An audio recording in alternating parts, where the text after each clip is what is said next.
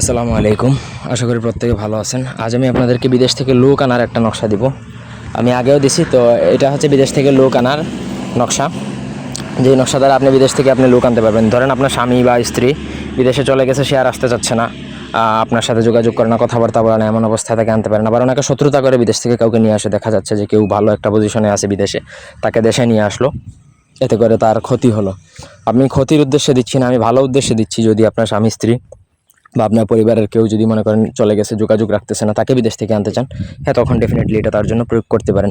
পুরো ভিডিওটা প্রত্যেকে নাটানে শেষ পর্যন্ত দেখবেন। আমার চ্যানেলটা সাবস্ক্রাইব করবেন, লাইক কমেন্ট শেয়ার করবেন। আপনাদের ব্যক্তিগত যে কোনো প্রয়োজন কিংবা যে কোনো কাজ আমাদেরকে দিয়ে করাতে চাইলে স্ক্রিনে দেওয়া নাম্বার আছে, সরাসরি ফোনে, হোয়াটসঅ্যাপে অথবা ইমোতে যোগাযোগ করে বান, জাদুটনা, উচাটন, মারণ, স্তম্ভন, আকর্ষণ, বিদ্বেষণ, বশীকরণ, দোকান বন্ধ কাটা, দোকানের রাজমণি ইত্যাদি সকল প্রকার কাজ করাতে পারবেন আমাদেরকে দিয়ে, দেশে অথবা দেশের বাইরে থেকে।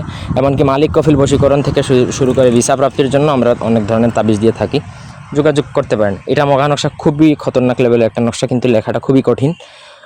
এটা আগে লেখা শিখবেন এবং 100টা পরিমাণও ভুল করা চলবে না। প্রথমত নকশাটা লেখা শিখতে হবে। নকশাটা ভোজপাতার মধ্যে অষ্টদিতা এবং কুমকুম এই দুই কালি একত্রে মিশ্রিত করিয়ে লিখতে হবে।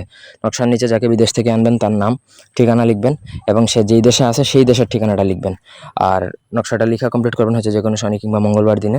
নকশা লেখা কমপ্লিট হয়ে গেলে আপনাকে সেই নকশাটা যে কোনো ভারী পাথর দিয়ে আপনার নিজের ঘরে দাফন করবেন। মানে যেই ঘরে নিয়ে আসবেন সেই ঘরে, মানে ধরেন 10-15 কেজি ওজনের একটা ভারী পাথর দিয়ে চাপ দিয়ে রাখবেন যতদিন পর্যন্ত সে না আসে। নর্মালি এই প্রয়োগ বা এই তদবিরটা করার পর সে 21 দিনের মধ্যে যোগাযোগ করে চলে আসার চেষ্টা করবে। খুব যদি বেশি দিন লেট হয় তাহলে 41 দিন, এর থেকে বেশি দিন লাগবে না। সঠিক নিয়মে যদি করতে পারেন এই বিদ্যা জীবনেও মিস হবে না। তবে আমি যেই কালের কথা বলছি, যেই পেপারের কথা বলছি এবং যেই নিয়মের কথা বলছি, সেই নিয়ম 100% পালন করতে হবে। ধন্যবাদ সবাইকে।